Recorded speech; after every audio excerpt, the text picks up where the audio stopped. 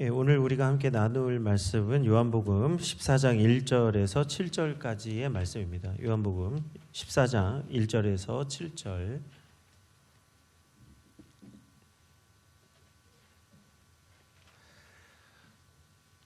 우리 성도님들 다 찾으신 줄 알고 14장 1절에서 7절까지 서로 교독하겠습니다. 너희는 마음에 근심하지 말라. 하나님을 믿으니 또 나를 믿으라.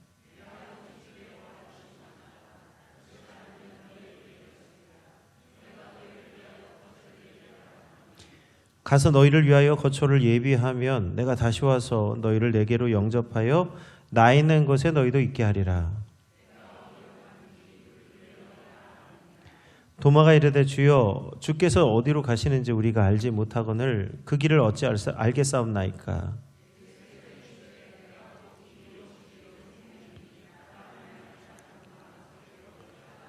받겠습니다. 너희가 나를 알았더라면 내 아버지도 알았으리라. 이제부터는 너희가 그를 알았고 또 보았느니라. 아멘. 오늘은 길과 진리와 생명이라는 제목으로 함께 말씀 나누고자 합니다. 우리 사람은 아무리 세상을 살더라도 믿음이 필요합니다. 그래서 오늘 이 시대에도 여전히 사람은 믿으면서 살아가는데, 그래서 그런지 이런 책 제목이 있어요. 우리는 모두 조금 이상한 걸 믿는다.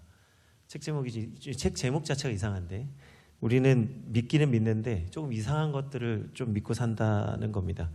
이 책에 보면 16세기의 회의론자였던 레지널드 스콧이라는 사람이 있는데, 이 당시에 이제 중세가 교회의 지배를 벗어나서 이제 르네상스, 인간의 부흥을 꿈꾸면서 이제 많은 것들을 이제 하나님의 품을 떠나는 이런 사람들이 많아졌는데, 이때 그 대신 뭘 믿었냐면 유령과 귀신에 몰두하더라는 거예요.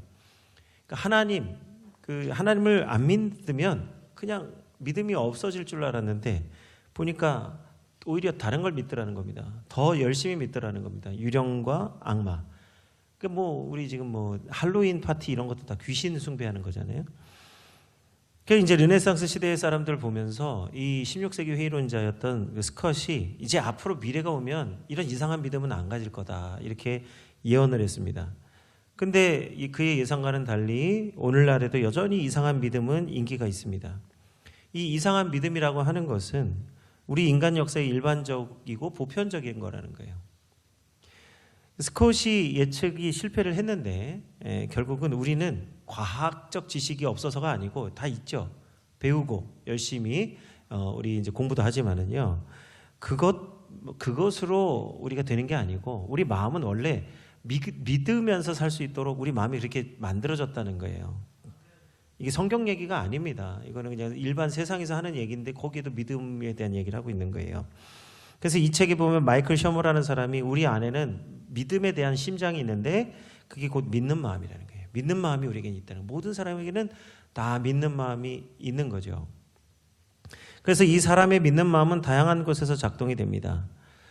저도 기억이 나는데 2000년대에 2K 버그라는 밀레니엄 버그가 있었어요. 옛날에는 컴퓨터가 지금처럼 좋지가 못해서 저장 장치도 부족하고 플로피 디스크 350바이트인가요? 진짜 지금 테라로 가고 있는데 기가 테라로 가고 있는데, 이때는 그 디스켓 한 장에 겨우 정보 저장할 수 있는 게 얼마 되지도 않아요. 그러니까 이 컴퓨터가 정보가 저장하기 어려워서 1900년도에서 2000년 넘어가면 숫자가 작동이 오류가 난다는 거예요. 그래서 지구가 멸망할 거라는 이상한 소문이 났습니다.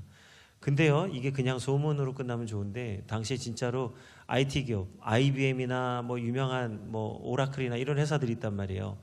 이런 회사들이 전부 다 컴퓨터를 그날 1월 1일 날 다 빼놨어요, 전기를. 지구가 멸망한다는 소문이 났는데 진짜 그 첨단의 컴퓨터를 만지는 회사들이 전부 컴퓨터를 꺼놨다니까요. 지구가 멸망한다고. 그런데 그런 멸망은 일어나지 않았습니다. 그리고 정말 하나님 믿지 않는 사람들도요, 괴담이나 무서운 영화 보면 벌벌 떠는 거 무서워해요. 또 우리 젊은 친구들은 홍대나 신촌이나 이런 데 가면 이제 점집이 많습니다. 타로점도 있고 여러 가지 카드점도 보는데, 이런 재미로 점괘를 봐도요, 그날 점괘가 안 좋으면 하루 종일 찜찜해하고 길도 조심하는 거예요. 재미인데, 분명히 재미로 봤는데 듣는 말이 그게 자신의 마음에 콕 박혀서 그 믿는 듯 안 믿는 듯 조심조심 하더라는 겁니다. 또 요즘 많은 사람들에게 진리로 받아들여지는 게 있죠. 혈액형 성격, A형, B형, C형은 없죠. A형, B형, O형이지. A형, B형, O형의 성격을 혈액형으로 분류하고 MBTI로 해서 8가지 유형으로 나눠가지고 사람을 딱 그 안에 들어가게 만듭니다. 사람은 다양한 생각과 여러 가지로 변화가 될 수 있는데 제가 늘 주장하는 게 뭐예요? E하고 I는 똑같은 거라는 거예요. 많은 사람이 E와 I는 완전히 반대라고 얘기하는데 그렇지 않습니다. 똑같은 거예요. 사람은 하나님의 형상으로 창조를 받았는데 죄성이 있어서요. 우리가 그 죄를 감추기 위해서 밝은 척 할 수도 있고 드러나지 않게 소심한 척 할 수 있는 거예요. 그거는 내가 무엇을 좋아하느냐 어떤 걸 취하느냐에 따라 바뀌는 거지 사람이 그렇게 딱 정해져 있는 게 아닙니다. 그래서 MBTI 유형으로 사람을 분류하면 결코 그 사람은 그 자신의 모습에서 벗어날 수가 없는 거예요. 우리 집단 착각이라는 책에 나오는 내용입니다. 성공하는 인생이 무엇이냐라는 질문이 있어요. 제가 한번 우리 성도님들에게도 성공한 인생이 무엇인지 2가지 예를 들어드리겠습니다. 어떤 게 성공한 인생일까 한번 생각해 보세요. 첫 번째, 나의 관심과 재능에 맞는 일에 만족할 때 그 사람은 성공한 사람이다. 이 첫 번째고요. 2번째는 그 사람이 열심히 일해서 부자가 되고 사회적으로 유명한 사람이 되면 성공한 것이다.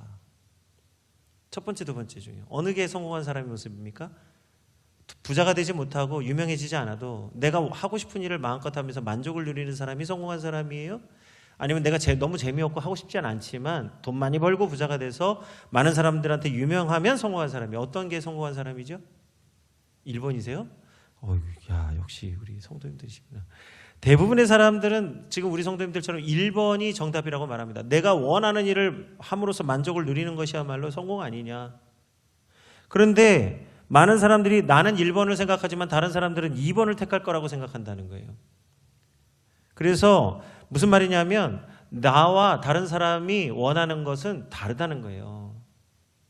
그래서 상대적으로 믿는다는 거예요. 나는 1번을 원하지만 다른 사람들은 2번을 원할 거다. 그래서 나는 1번을 택하지 않고 2번을 택한다는 거예요. 이게 무슨 말입니까? 성공한 사람은 자신이 하는 일에 만족하는 사람이라고 생각하지만 실제로는 많은 사람들이 부자가 되고 유명한 사람이 되면 성공할 거라고 생각한다고 그렇게 생각하고 자기는 그래서 결과적으로 2번을 택하는 사람이 된다는 거예요. 우리에게 편견과 갈등이 시작되는 지점이 여기 있는 겁니다. 나는 그렇게 생각하지 않는데 다른 사람들이 많은 사람들이 그렇게 생각하니까 나는 그 사람들이 생각하는 대로 따라가게 될 수밖에 없는 1989년도에 도서관 화장실을 이용하는 여대생 59명을 상대로 설문조사를 했습니다. 당신은 화장실을 이용하고 나면 손을 씻습니까? 물어봤어요. 그랬더니 여대생들이 59명이 전부 다 손을 씻는다고 그런 거예요. 1989년입니다. 이 당시는 화장실 가면 손 씻는 게 예의 범절이 지금도 뭐 마찬가지지만 그 당시엔 더 그랬죠. 손 씻고 나면 화장실 갔다 오면 손 씻는 게 당연한 거니까 다 손 씻는다고 그렇게 얘기했다는 거예요. 그래서 조사관이 지켜보는 가운데 31명을 화장실로 들여보냈습니다. 그랬더니 그중에 24명이나 손을 씻었다는 거예요. 그리고 이제 조사관이 없는 가운데 28명을 화장실 들여보냈더니 11명만 손을 씻었습니다. 별 한심한 실험을 다 한다고 생각할 수 있겠어요? 그게 대단한 실험이냐? 한데 이게 무슨 얘기냐면 조사관에게 손을 씻는다고 하고 그 사람이 지켜보는 데서 화장실 들어갔다 나온 사람, 조사관이 같이 들어간 건 아니에요. 입구에서 그냥 그걸 지켜보고 있는데 들어갔다가 나오면서 다 70%가 넘는 사람이 손을 씻었다는 거예요. 조사관이 있을 때는. 근데 조사관이 없을 때는요, 손을 다 씻는다고 말해놓고 들어가서 40%밖에 손을 안 씻더라. 무슨 얘기죠? 우리도 모르는 우리 마음에 뭐가 있다는 거예요. 우리는 상대방이 내게 원하는 것이 있을 때 그 사람의 믿음에 부합한다는 거예요. 조사관에게 손을 씻는다고 말하는 사람, 그리고 조사관이 그 말을 들은 조사관이 화장실 앞을 지키고 있으면 보지 않아도 많은 사람이 손을 씻고 나오더라는 거예요. 물론 59명이 다 손 씻는다고 말했지만 그 중에 30%는 손 안 씻더라는 거예요. 자기는 손 씻는다 말해놓고 손을 안 씻어요. 그런 사람도 있다는 거예요. 근데 조사관이 없을 때는 더 많은 사람이 손을 안 씻더라는 거예요. 무엇입니까? 우리는 객관적인 진실이나 어떤 사실이 아니라 다른 사람이 원하고 기대하는 거에 더 부응하더라. 이 씨름의 진정한 목적은 뭐냐? 사람에게 있어서 진실은 중요하지 않다는 거예요. 손을 씻느냐 씻지 않느냐가 중요한 게 아니라 그 손을 씻는다고 말한 그 사람의 믿음에 부합하기 위해서 손을 씻더라는 겁니다. 더 많은 사람이에요. 그래서 좀 어려운 말로 미셸 푸코라고 하는 사람은 사람들은 사회적 지배를 받는다. 세상이 원하는 대로 끌려간다는 거예요. 아까 말한 대로 성공이 1번이라고 생각하지만 실제로는 2번을 선택하는 것처럼 많은 사람이 세상의 가치나 세상의 믿음에 끌려가게 된다는 거예요. 그래서 우리는 사실은 다른 사람, 다른 인생을 더 많이 의지하고 살게 되는 거예요. 나는 하나님 안 믿어 하는 그 사람도 결국은 세상이나 사람을 의지하고 사는 사람이라는 거예요. 이 세상에 절대로 혼자서 스스로 자기를 아무 믿음 없이 사는 사람은 단 한 사람도 없다. 다 누군가의 기대와 세상의 가치를 따라가게 되는 겁니다. 그 무신론자가 왜 많은 줄 아십니까? 세상에 하나님이 없다고 말하니까 하나님 없는 줄 아는 거예요. 착각하는 거예요. 그러나 이사야 2장 22절에는 뭐라고 말씀합니까? 너희는 인생을 의지하지 말라. 그의 호흡은 코에 있나니 새말가치가 어디 있느냐. 많은 사람들이 사람이나 세상을 의지합니다. 진짜 의지해야 될 진리의 대상이신 하나님을 의지하지 않고 인생을 의지하는 거예요. 그런데 이사야서 2장 22절에 뭐라고 말씀합니까? 너희는 인생을 의지하지 말라. 그의 호흡은 코에 있는데 어떻게 그것을 의지할 가치가 있겠느냐. 이게 말씀합니다. 욥도 이러한 사실을 깨닫습니다. 그래서 장적이라도 죽으면 소멸되나니 인생이 숨을 거두면 그가 어디 있겠느냐라고 욥기 14장 10절에서 말씀하세요.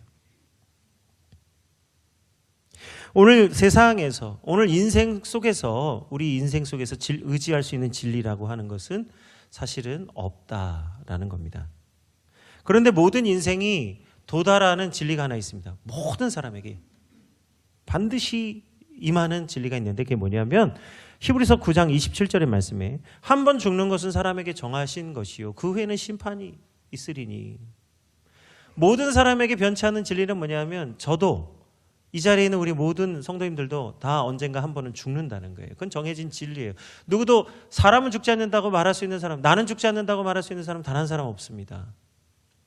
물론 예수님을 믿으니까 난 죽지 않는다 말씀하시면 그건 정답인데 사람이 나는 스스로 죽지 않는다고 말한다면 그건 진리가 아니라는 거예요. 모든 사람은 다 죽는 거예요.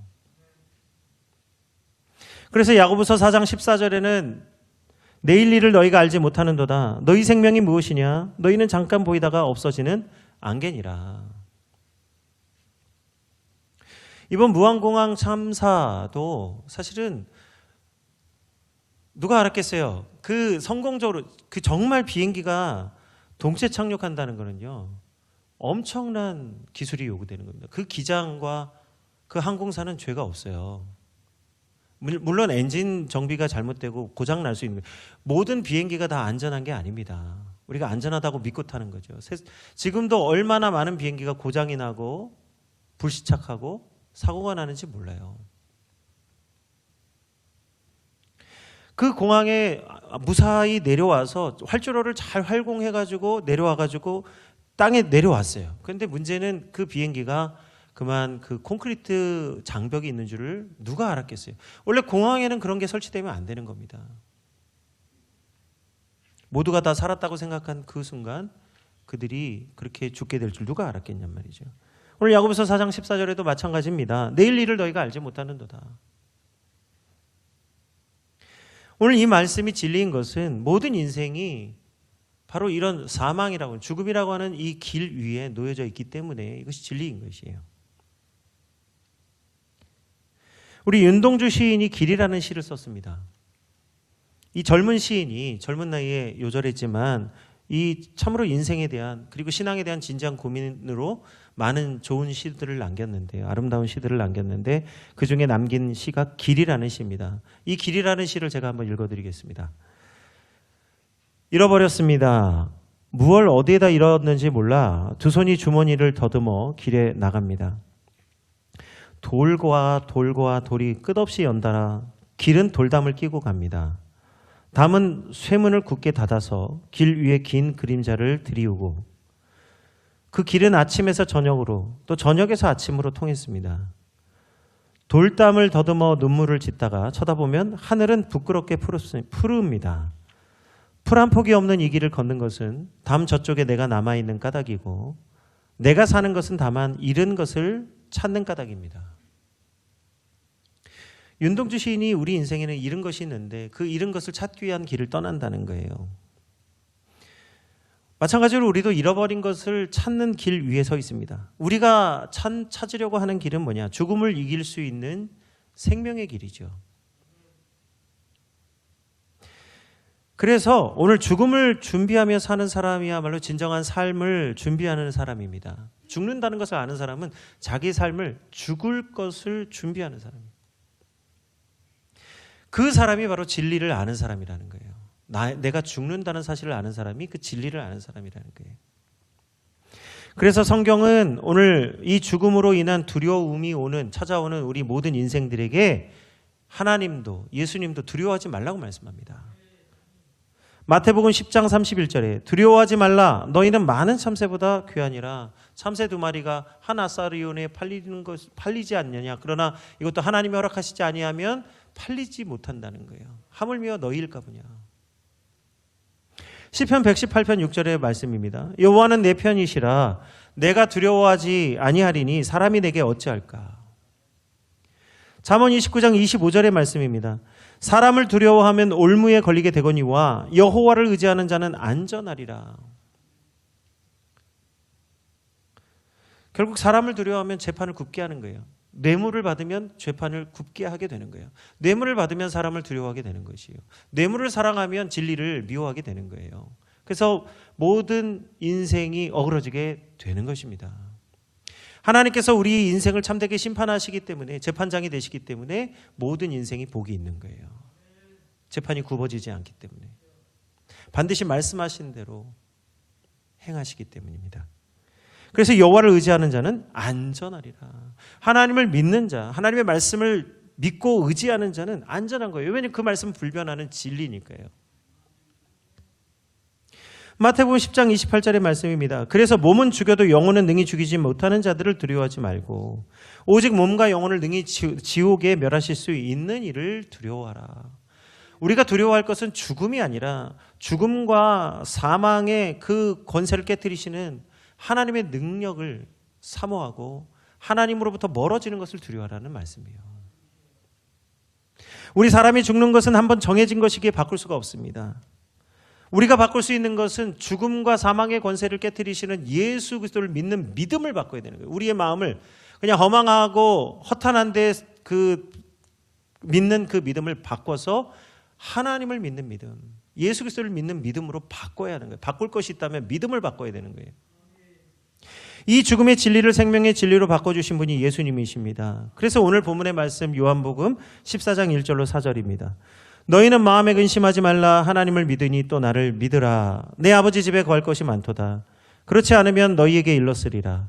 내가 너희를 위하여 거처를 예비하러 가노니 가서 너희를 위하여 거처를 예비하면 내가 다시 와서 너희를 내게로 영접하여 나 있는 곳에 너희도 있게 하리라.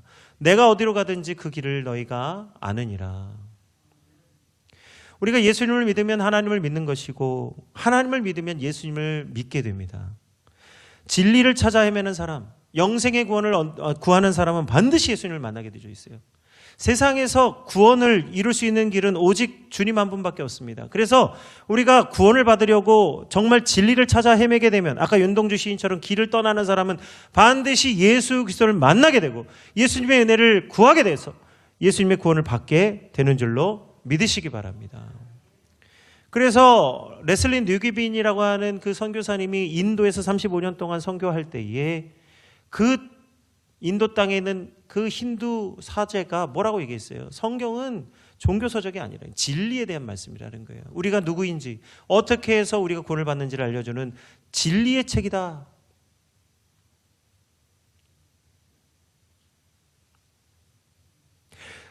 많은 세상의 종교는요 두려움과 겁을 주어서 그 종교에 복종하게 만들지만요 진리는요 두려움과 염려를 벗어나서 기쁨과 감사를 주는 거예요. 그래서 자유케 되는 거예요. 모든 두려움과 염려로부터 자유케 되는 거예요. 진리를 알지니 진리가 너희를 자유케 하리라. 예수님이 오늘 길과 진리와 생명이 되어주시는 거예요.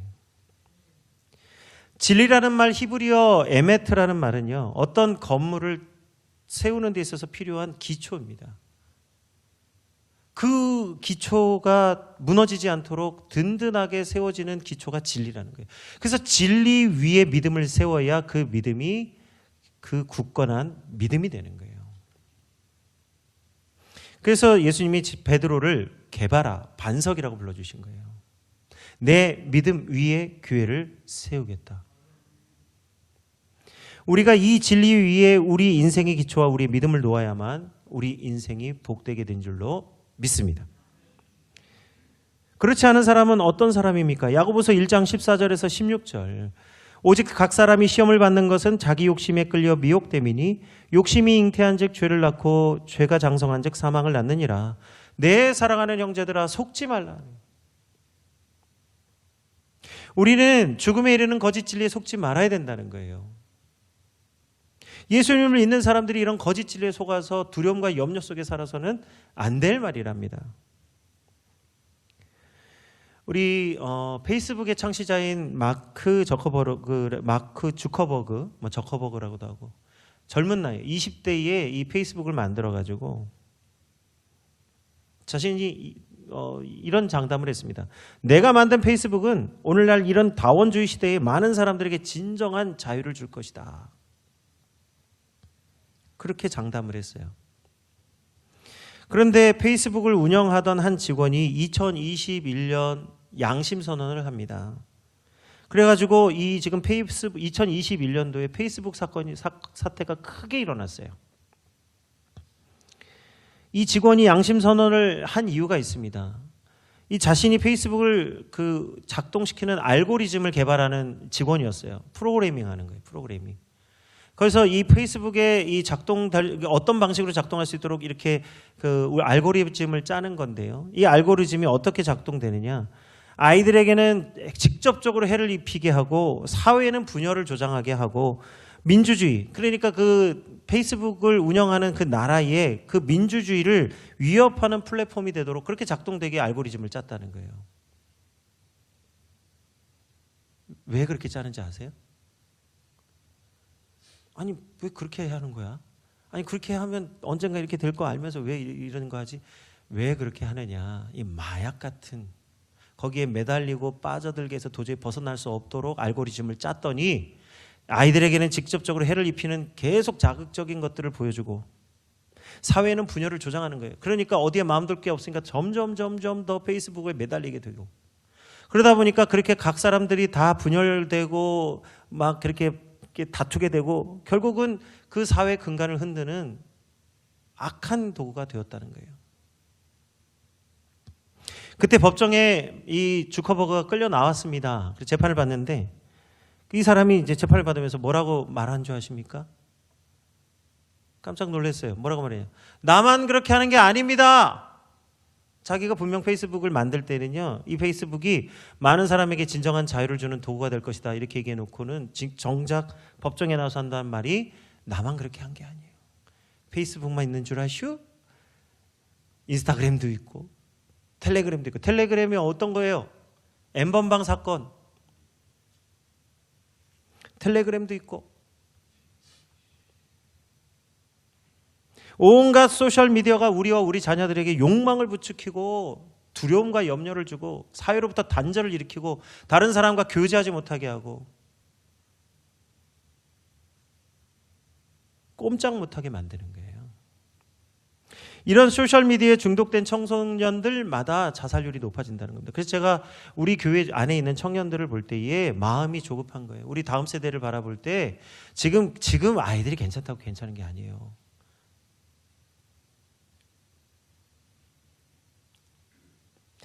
16세기의 어떤 회의론자가 앞으로 미래가 되면 많은 사람들이 이상한 믿음을 가지지 않을 거라고 희망했던 것과 달리 빅테크, 하이테크, 점점 초현실주의로 가는 이런 시대를 살고 있는 21세기 과학지상주의를 살고 있는 기술 중심 살고 있는 지금 이 시대에도 여전히 불안과 염려, 두려움, 죽음을 벗어나지 못하는 인간의 실존을 발견하게 되는 거예요. 허황된 믿음이라는 거예요. 앞으로 21세기, 22세기가 되면 우리가 더 잘 살 거라고 하는 이런 믿음은 허황된 믿음이다. 앞으로 어떤 시대가 올지라도, 우리가 어떤 시대를 살지라도 예수 그리스도 없이는 아무도 죽음을 이기지 못하는 것입니다. 감사한 게요, 우리가 역사를 구분할 때 역사를 구분하는 기준점이 있습니다. 그걸 AD하고 BC AD라고 하는데, BC는 Before Christ고요, AD는 Anno Domini라는 거예요. 둘 다 이제 영어하고 이제 뭐 헬라어인데요. 이걸 그냥 우리말로 바꾸면 뭐라고 말하냐면 주님 오시기 전, 주님 오신 후. 세상의 역사를 구분하는데 중심이 뭐냐? 예수님이 중심이 되어서 예수님 오시기 전과 오신 후로 역사를 나누는 거예요. 세상은 자기도 모르는 가운데에서 예수님 중심으로 세상을 바라보게끔, 예수님 중심으로 역사를 보게끔 되어져 있는 거예요. 싫든 좋든. 마찬가지로 성경도 예수님 중심으로 쓰여졌습니다. 구약은 어떤 말씀입니까? 예수님이 오시기 전에 예수님이 오실 것을 믿고 살아간 사람들에게 주신 말씀이고요. 신약은 예수님이 오신 때에 예수님을 만난 사람들이, 예수님을 보고 믿은 사람들이 쓴 글이 신약이에요. 그래서 성경도 예수님 중심으로 쓰여진 거예요. 예수님이 오시기 전, 오신 후에. 그래서 예수님은 요한복음 11장 25절에서 26절에 다음과 같이 말씀하는 것 아닙니까? 예수께서 이르시되 나는 부활이요 생명이니 나를 믿는 자는 죽어도 살겠고 무릇 살아서 나를 믿는 자는 영원히 죽지 아니하리니 이것을 내가 믿느냐? 예수님이 오시기 전에 예수님 오실 것을 믿고 죽은 자들은 죽어도 사는 것이에요. 이 말씀이 무슨 엄청난 비밀의 말씀인 걸로 생각하시는 분들이 있어요. 이게 무슨 말이냐? 죽어도 산다. 살아서 나를 믿는 자는 영원히 죽지 않는다.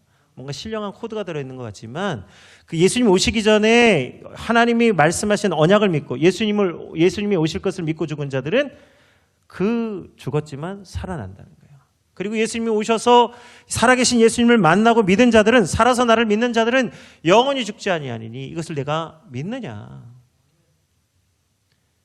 믿음의 중심이 예수님이라는 것을 나타내는 거예요. 오늘 예수님이 오늘 우리 인생 가운데 부활과 생명의 역사를 써내려 가십니다. 태초로부터 오늘 우리까지. 그래서 저 유명한 히브리서 11장 1절로 3절의 말씀에 오늘 이 길이요 진리요 생명이 되신 예수 그리스도를 믿는 믿음이 무엇이냐 하는 것을 말씀하는 거예요. 믿음은 바라는 것들의 실상이요 보이지 않는 것들의 증거니 선진들이 이로써 증거를 얻었느니라. 믿음으로 모든 세계가 하나님의 말씀으로 지어진 줄을 우리가 아나니 보이는 것은 나타난 것으로 말미암아 된 것이 아니니라. 예수님이 이 땅에 오셔서 육신을 입고 오셨을 때만 예수님을 믿고 죽은 게 아니라는 거예요. 지금 히브리서 11장 1절에 믿음이라고 하는 거는요. 예수님이 오시기 전부터 이미 일찍부터 예수님이 이 땅에 오시지 않았지만 예수님이 오실 것을 미리 보고 죽었다는 거예요. 그래서 나타난 것이 믿음이 아니라 보는 것이 믿음이다. 예수님이 이 땅에 오시지 않아도 이미 태초로부터 하나님과 함께 하셨기 때문에 예수님이 살아계심을 이미 보고 믿은 사람들이 있었다. 그게 오늘 구약의 아브라함이었고 모세였고 여호수아였다는 거예요. 그래서 우리 믿는 사람들은 보이는 길을 걷는 게 아니라 보이지 않는 길을 걸어가는 사람들입니다. 눈에 보이는 걸 의지하는 게 아니라 눈에 보이지 않는 더 크고 위대한 생명의 길을 걸어간다는 거예요. 그래서 길과 진리와 생명이 되시는 예수 그리스도는 눈으로 믿는 게 아니라 마음으로 믿어 의에 이르는 것입니다. 그러나 제자들은 여전히 예수님을 눈으로만 보았기 때문에 그 길을 알지 못했어요. 그래서 오늘 본문에 뭐라고 말씀합니까? 요한복음 14장 5절입니다. 우리 한번 같이 읽어볼까요? 요한복음 14장 5절. 도마가 이르되 주여 주께서 어디로 가시는지 우리가 알지 못하거늘 그 길을 어찌 알겠사옵나이까. 지금 도마는 예수님이 가는 그 땅을 밟고 가는 그 길을 어디로 가는지 우리가 알지 못하면 어떻게 우리가 그 길을 가겠습니까? 그러니까 그 길을 내비게이션이 되어달라는 거예요. 근데 예수님이 십자가에서 죽으시고 부활하신 후에 제자들을 만나 주셨을 때 예수님이 말씀하신 길이 무엇인지 비로소 깨닫게 되었어요. 이때에도 도마는 여전히 눈으로 보는 걸 의지했습니다. 그래서 제자들이 다 예수님을 만났다, 살아계신 예수님을 만났다, 부활하신 예수님을 만났다 할 때 도마는 믿지를 못했습니다. 만난 사람이 있어서 그것을 전해주는데도 도마는 여전히 믿지를 못했어요. 그리고 왜 믿지 못하냐? 나는 주님을 직접 내 눈으로 보고 내가 그 옆구리에, 그 빵꾸난 옆구리에 손가락을 넣어서 직접 이렇게 만져보지 않고는 내가 못 믿겠다. 이 빵꾸란 말이 좀 거치네요. 저도 모르겠어요 말인데, 예수님의 옆구리에, 그 창자국 난 옆구리에 손가락을 넣어서 내가 이렇게 만져봐야 되겠다는 게, 만져지는지. 요한복음 20장 27절에 29절에 예수님께서 도마를 만나 주십니다. 그리고 말씀하세요. 도마에게 이르시되 내 손가락을 이리 내밀어 내 손을 보고 내 손을 내밀어 내 옆구리에 넣어보라. 그리하여 믿음 없는 자가 되지 말고 믿는 자가 되라. 도마가 대답하여 이르되 나의 주님이시요 나의 하나님이시니이다. 예수께서 이르시되 너는 나를 본고로 믿느냐? 보지 못하고 믿는 자들은 복되도다 하시니라. 아멘. 보지 않고 믿는 자가 더 복되다 말씀하십니다. 예수님을 본 자들은 주후 1세기의 사람들이에요. 그러나 놀랍게도 예수님을 본 사람들은 다 죽어서 이제 그 하나님 품에 있다가 이제 안식하고 있다가 마지막 때가 되면 다 모두 부활해서 이제 다시 살아나게 됩니다. 그런데 오늘 그 1세기의 제자들은 예수님 만났지만요, 2세기부터 오늘 우리까지는 다 보지 않고 믿는 사람들이에요.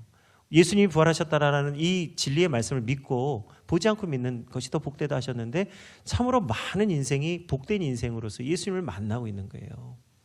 나타나는 것으로 하는 게 아니라 보여지는 것으로 믿는 것이죠. 그래서 믿음은 바라는 것들의 실상이요 보지 못하는 것들의 증거라고 하신 대로 오늘 우리가 믿음의 선진대로 우리 또 보지 않고 믿는 복된 인생이 된 줄로 믿습니다.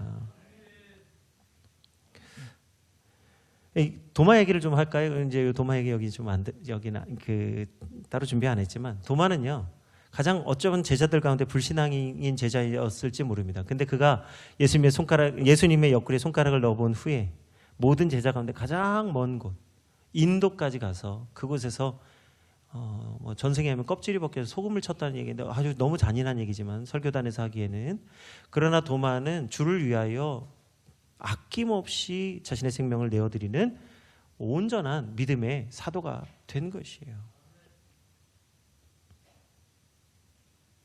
어찌 보면 모든 사람에게 임하는 죽음의 이 두려움이라고 하는 것은 사실은 진리와 생명의 길로 나가게 하는 연단의 도구를 할 수 있습니다.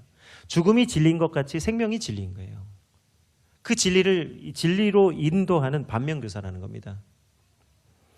그래서 죽음은 우리를 예수께로, 주님께로 인도하는 교사의 일을 감당합니다. 고린도전서 15장 25절에서 26절, 그래서 죽음이 하는 일이 뭡니까? 그가 모든 원수를 그 발 아래에 둘 때까지 반드시 왕노릇 하시리니 맨 나중에 멸망받을 원수는 사망이니라. 우리 예수님이 오실 때까지 우리를 예수께로 인도하는 연단의 도구가 바로 이 멸망받을 원수, 그게 사망인데요, 이것이 주님 오시기 전까지 우리를 예수님께로 인도하는 길이 된다는 거예요. 그래서 이 진리를 알게 되면 반드시 주님을 길이요 진리요 생명 되시는 예수 그리스도께로 나가게 하는 겁니다. 그래서 오늘 6절에서 7절의 말씀입니다. 우리 다시 한번 우리 6절에서 7절의 말씀, 우리에게 주시는 이 진리의 말씀을 함께 읽겠습니다. 예수께서 이르시되 내가 곧 길이요 진리요 생명이니 나로 말미암지 않고는 아버지께로 올 자가 없느니라. 너희가 나를 알았더라면 내 아버지도 알았으리로다. 이제부터는 너희가 그를 알았고 또 보았느니라. 아멘. 오늘 라이놀드 니버라고 하는 신학자가 있습니다. 그는 정치인이면서 신학자였어요. 아주 유명한 사람입니다. 근데 그는요 이러한 사실을 알고 있었기 때문에 하나님께 드리는 평온을 구하는 기도문이라는 기도를 작성했어요. 매우 짧은 기도문인데 오늘 이 길이요 진리요 생명 되신 예수 그리스도를 깨닫고 쓴 기도문입니다. 그 기도문을 읽어드립니다. 바꿀 수 없는 것을 평온하게 받아들이는 은혜와 바꿔야 할 것을 바꿀 수 있는 용기, 그리고 이 둘을 분별할 수 있는 지혜를 저에게 주시옵소서. 바꿀 수 없는 건 뭐죠? 죽는 것. 한 번 죽는 것은 정한 것이에요. 바꿀 수 없습니다. 죽는다는 사실을 받아들일 수 있어야 돼요. 은혜 가운데 평온하게. 대신에 바꿔야 할 것을 바꿔야 되는 용기. 나는 부활이요 생명이니 나를 믿는 자는 죽어도 살겠고 살아서 나를 믿는 자는 영원히 죽지 아니하리니 내가 이것을 믿느냐. 바꿔야 될 게 있다면 뭘 바꿔야 되는 거예요? 믿음을 바꿔야 된다는 거예요. 그 용기가 있어요. 세상을 따라가지 않을 용기, 다른 사람들에게서 멀어질 용기, 사람들에게서 미움받을 용기가 필요하다는 거예요. 그런데 이 용기는 곧 믿음입니다. 이것을 분별할 수 있는 지혜가 필요한 것이죠. 오늘 교도소에서 사형집행관으로 오랫동안 일했던 박효진 장로님이란 분이 계십니다. 이분이 서울구치소에 있을 때 2명의 사형수를 겪게 됩니다. 이분 장로님이라 교도소에서 이제 복음을 전하는데 사형수나 일반 죄수 다 복음을 전했어요. 근데 그 중에 2명의 사형수가 한날에 사형을 받게 되었습니다. 그의 기억에 두 사람의 모습이 너무 달랐기 때문에 그 죽음을 이야기합니다. 지금 우리나라는 이제 사형 집행을 안 하는데 예전에 이제 교수형을 하죠. 아직 일본은 근데 우리는 이제 사형 집행 안 합니다. 사형수는 있는데 사형 집행을 안 해요. 근데 일본은 아직도 사형 제도가 있습니다. 근데 일본이 그 사형 제도가 좀 비인격적이라는 게 그 죽는 날 당일날 알려준대요. 그러니까 이 사람이 그 받는 충격이 어마어마해서 거의 너무 뭐랄까 비인격적이라는 거예요. 그래서 이걸 많은 사람들이 지적을 하는데 아직도 일본은 그걸 고치질 않고 있습니다.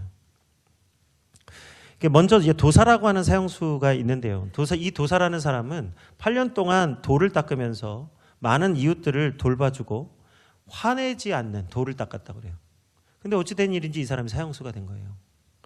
그래서 형을 집행받게 되었습니다. 그래서 사형장으로 끌려오는데 이 도사가 정신이 반쯤 나가가지고 막 질질질질 끌려오는 거예요. 안 오려고. 여기 오지 않으려고 막 질질질 끌려오더라는 거예요. 교도소장이 이제 이 도사를 사형 집행하기 위해서 질문을 하는데 한마디도 대답을 안 한답니다. 이게 이 사형 집행도 이 공무예요. 행정이에요. 그래서 이게 행정적인 일을 해야 되는 거예요. 절차가 있고 질문을 해야 되고 답을 해야 되고. 그래서 사형 집행이 됩니다. 그런데 대답을 안 한다는 거예요. 뭘 물어봐도 대답을 안 하고 반쯤 넋이 나가서. 그러더니 나중에는 바지에다 오줌을 싸고 혼자 중얼중얼 하더니 결국에는 듣기 민망한 욕설을 막 하기 시작했습니다. 이 사람 원래 화내는 돌을 닦은 사람인데 8년 동안 마지막 죽음 앞에서 화를 내기 시작하고 욕설을 내뱉기 시작합니다. 너무 욕설이 정말 듣도 보도 못한 욕설을 하니까 도저히 이 사형 집행을 진행을 하기가 어려워서 그 교도소장 직권으로 사형을 집행하게 돼요. 이 사람이 동의 안 하는데 그냥 사형을 강제로 집행한 거예요. 그런데 죽는 순간까지 입에 담기 힘든 욕설을 내뱉다가 죽었습니다. 같은 날 또 다른 사형수가 끌려오는데 윤도형이라고 하는 흉악범입니다. 사람을 4명이나 죽인 흉악범인데요. 그는 이 교도소에서 예수님을 영접하게 됐어요. 이 장로님이 이제 그 복음을 전해서 예수님 영접하게 됐는데 믿은 지 얼마 안 된 상태에서 사형이 집행되게 되었습니다. 이 박효진 장로님이 이 윤두영이 믿음이 이제 초신자니까 이 죽음 앞에서 두려워할 거라고 생각하고 많이 걱정을 하고 기도를 하고 있었습니다. 그런데 이제 사형장으로 올라오는 소리가 들리는데 이 윤도영이 연신 할렐루야 할렐루야를 외치면서 올라오더라는 거예요. 그래서 장로님 생각하기는 얘가 미쳤구나. 죽는 순간에 할렐루야를 외친다는 게 얼마나 정신이 나가면 이럴까 하고 생각을 했는데 막상 그 사형장에 들어온 윤두영의 얼굴이 평온한 얼굴과 은혜가 충만한 얼굴로 올라온 것을 보게 되었어요. 이제 교도소장이 절차대로 질문을 하는데 이제 그 모든 것에 다 동의하고 이 윤두영이 이제 마지막 이 사람이 지은 죄 목록이 있습니다. 그 죄의 목록을 읽고 이것에 의해서 사형 집행을 합니다. 이렇게 하려고 하는데 부탁을 하더라는 거예요. 교도소장에게. 소장님, 저는 제가 지은 모든 죄를 다 인정하겠습니다. 그리고 저로 인해서 피해를 입은 피해자와 가족들에게 사과를 합니다. 그런데 이 모든 죄는요. 예수님을 믿기 전에 내가 지은 죄입니다. 내가 은혜를 몰라서 지은 죄인데 이제는 예수님 믿고 이제 천국 가려고 하니까 이 죄에 대한 것은 읽지 말아 주십시오. 예수님이 나의 모든 죄를 사해 주시고 내가 구원받은 자로서 천국에 가기를 원합니다. 내가 마지막 듣는 말이 나의 죄에 대한 얘기를 듣고 싶은 게 아니라는 거예요. 하나님의 은혜. 그리고 마지막으로 남기는 말이 있습니다. 이 자리에 있는 모든 사람들도 저와 같이 예수님을 믿고 천국에서 만나기를 소망합니다. 그렇게 다른 사람의 구원에 대한 문제까지도 염려하면서 그 사람들에게 구원받으라고 전도를 한 거예요. 어느 순간에 죽기 전에. 그리고 죽는 순간까지 찬송을 부르면서 세상을 떠났습니다. 죽음을 눈앞에 둔 윤두형이라는 이 사형수에게 가장 필요했던 건 뭐냐? 진리가 되시는 예수 그리스도시는. 우린 예수 그리스도 없이는 죽음을 이길 수가 없는 것입니다. 그래서 오늘 우리의 중심의 말씀이 바로 내가 곧 길이요 진리요 생명이니 나로 말미암지 않고는 아버지께로 올 자가 없느니라. 오늘 우리는 예수님을 통해서 바꿀 수 없는 것을 받아들일 수 있는 은혜가 있어야 하고 또 우리가 바꿔야 될 것은 마땅히 바꿔야 하는 용기가 필요합니다. 이것이 무엇인지를 분별할 수 있는 지혜, 곧 믿음이죠. 오늘 우리에게 이 분별하는 지혜, 성령의 역사, 성령을 통해서 오늘 우리에게 주시는 신령한 은혜와 믿음을 분별할 수 있는 지혜를 가진 모든 성도들 되시기를 주 이름으로 축원드립니다. 이 시간 우리 함께 찬양 드리겠습니다.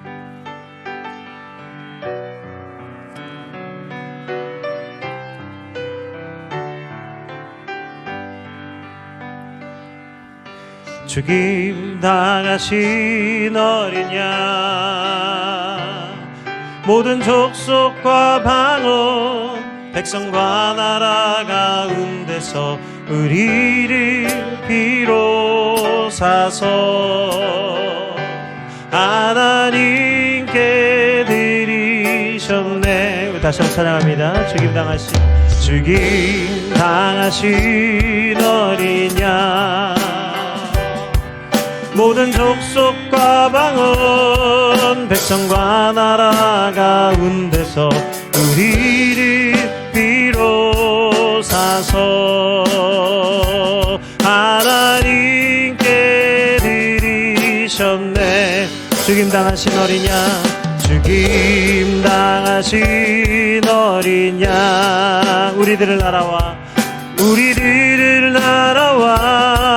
제사장 삼아 주셨으니 우리는 주와 함께 이 땅에서 다스리리.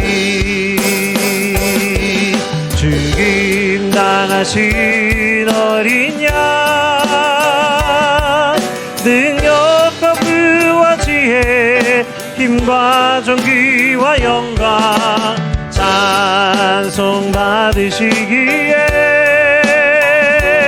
합당하신 어린 양 죽임당하신 어린 양 죽임당하신 어린 양 능력과 부와 지혜 힘과 존귀와 영광 찬송 받으시기에 합당하신 어린 양 우리 한 번 더 찬양합니다. 죽임당하신 어린 양 능력과 부와 지혜 힘과 존귀와 영광 찬송 받으시기에 합당하신 어린 양. 우리 이 시간 우리 함께 기도하기를 원합니다. 우리 모든 인생의 길이요 진리요 생명이 되어주시는 예수 그리스도만 바라보게 하여 주시고 참된 생명과 참된 진리 위에 서 있는 우리 모든 성도들 되게 하시고 온 세계와 열방이 되게 하여 주시옵소서. 찬송과 존귀와 영광과 모든 하나님의 은혜를 우리의 모든 능력을 우리의 모든 찬송을 받으시게 합당하신 예수 그리스도를 높여드리기 원합니다. 우리 주 이름으로 기도하겠습니다. 주여 아버지 하나님 감사합니다. 오늘 우리에게 모든 찬송과 존귀와 영광을 받으시게 합당하신 예수 그리스도만 바라보게 하여 주옵소서. 세상의 그 어떤 것도 주님보다 높아질 수 없고 세상의 어떤 진리도 예수 그리스도와 바꿀 수 없사오니 오늘 우리가 하나님 우리의 믿음을 우리의 마음을 바꾸게 하여 주시고 변하지 않는 영원한 진리가 되시는 예수 그리스도를 우리의 목적으로 삼게 하여 주옵소서. 모든 인생에게 필요한 예수 그리스도 길이요 진리요 생명이 되어주시는 예수 그리스도로 말미암아 부활과 생명의 은혜를 받아 누리게 하여 주시옵소서. 예수님을 통해서 아버지께로 나아가게 하여 주시고 예수님이 준비하신 거처에 우리가 그 거처에 들어가서 함께 영생의 기쁨을 누리는 복된 성도들이 되게 하여 주옵소서. 많은 사람들이 구원은 어려운 것이요 하나님 영생은 우리 인생에 없는 것이라고 생각하지만 하나님께서는 예수님을 통하여 하나님의 나라의 많은 것을 예비하시고 많은 사람들에게 하나님의 주의 장막을 베풀어 주시는 줄 믿습니다. 오늘도 우리 모든 성도들이 이 구원의 기쁨과 하늘의 장막을 얻는 모든 성도들 되게 하여 주셔서 영생의 기쁨을 누리는 복된 성도들이 되게 하여 주시옵소서. 이때에도 하나님 거짓 교훈과 거짓 속임새에 속지 않게 하여 주시고 하나님 진리가 되시는 예수 그리스도 안에서 참된 것을 누리며 하나님 참으로 자유케 되는 모든 성도들이 되게 하여 주시옵소서. 오늘도 우리를 위하여 은혜를 베풀어 주시는 예수 그리스도의 이름으로 감사하며 기도를 드립니다. 아멘.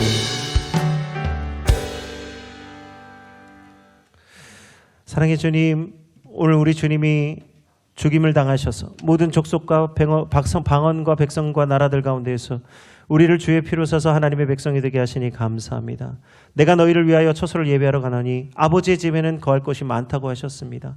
많은 사람이 구원받는 것은 어려운 것이요 구원받는 것을 포기하는 인생들이 너무나 많이 있는데 하나님 오늘 오직 한 길 예수 그리스도를 통하여 길이요 진리요 생명이 되신 예수님이 오늘 우리 하나님의 나라에 들어가게 하시는 놀라운 은혜가 있게 하신 줄 믿습니다. 오직 예수님을 믿는 모든 사람에게 하나님의 구원을 보이시며 하나님의 나라를 소유하게 하셨으니 모든 사람이 이 구원의 길이 되신 예수 그리스도를 믿고 온전히 하늘을 소유하고 천국을 소유하는 우리 모든 성도들 되게 하여 주옵소서. 거할 것이 많다고 하신 대로 수많은 사람, 얼마든지 많은 사람들을 부유하게 하고 얼마든지 많은 사람을 하나님께서 구원하셔 주시는 줄 믿습니다. 오늘도 이 영생의 기쁨이 되시는 예수 그리스도만을 증거하는 모든 성도 되게 하여 주옵소서. 오늘도 구원의 은혜를 베풀어 주시는 예수 그리스도의 이름으로 기도드립니다. 아멘.